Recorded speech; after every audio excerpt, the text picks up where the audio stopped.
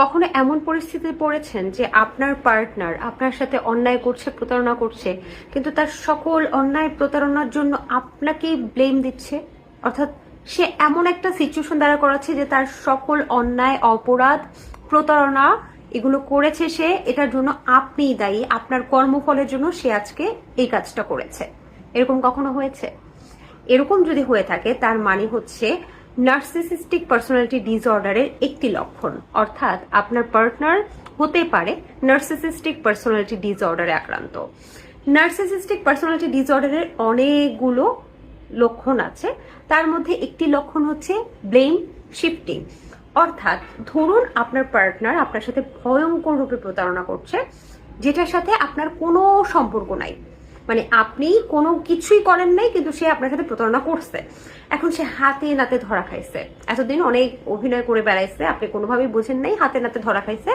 ধরা খাওয়ার পর আপনি যখন তাকে জিজ্ঞেস করতেছেন যে তুমি কেন আমার সাথে এরকম করলা, সে উত্তর দিবে তুমি ওই 1999 সালে অথবা 1988 কটকটি সালে তুমি একটা অপরাধ করছিলে, সেই অপরাধের খেসারত স্বরূপ তুমি এটা পাইছো।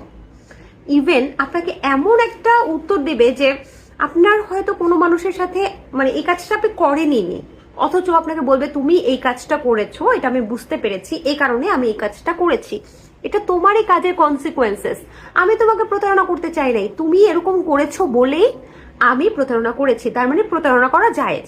অর্থাৎ এই মানুষগুলা আপনাকে এমন ভাবে মাইন্ড গেম খেলবে, অর্থাৎ ধরেন এটা সত্য, এটা মিথ্যা, এখন তারা আপনাকে বোঝাবে এই মিথ্যাটাই সত্য, এবং আপনাকে যখন বারবার ব্লেম দিতে থাকবে আপনি মনে করবেন ঠিক আছে এই মিথ্যাটাই সত্য, মানে পৃথিবীর সবাই যেটা বলবে সত্য সেটা আপনার কাছে আর সত্য লাগবে না। ওই মানুষটা এমন ভাবে আপনার মাইন্ডে গেম খেলবে যে মনে হবে এটাই মনে হয় সত্য।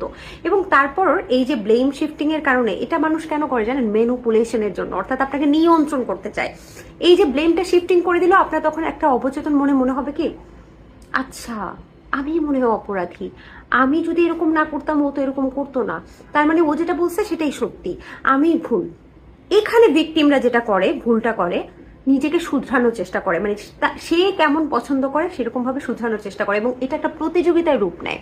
প্রতিনিয়ত নিজেকে পরিবর্তন করছে ভিকটিম, প্রতিনিয়ত নিজেকে পরিবর্তন করছে, কিন্তু কোনোভাবে যেন এই নার্সিসিস্টিক পার্সোনালিটি ডিসঅর্ডারের যে মানুষটা তার মন পাওয়া যাচ্ছে না, সে প্রতারণা, মিথ্যা, গিল্ট এগুলো করেই যাচ্ছে, এবং বারবারই বিভিন্নভাবে ঘুরে ফিরে ওই মানুষটা ভিকটিমের উপর দোষারোপ করে যাচ্ছে।